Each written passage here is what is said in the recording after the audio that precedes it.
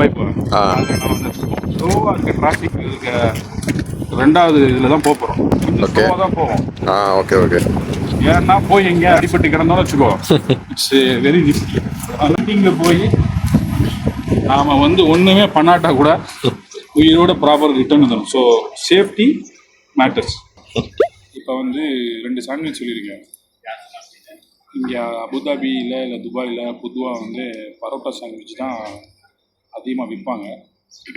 காலையில் சாப்பிடக்கூடாது, அவாய்ட் பண்ணிக்கிறது நல்லது. முன்னாடிலாம் 28, 32 வயசு இருக்க போகும்போது எதுவுமே சாப்பிடாம போயிடுவேன், ஒன்றும் பெருசாக தெரியாது. ஆஃப்டர் 35 இட்ஸ் வெரி ஹார்ட், ரொம்ப கஷ்டமாக தான் இருக்குது. சாப்பிடாமலாம் போக முடியாது.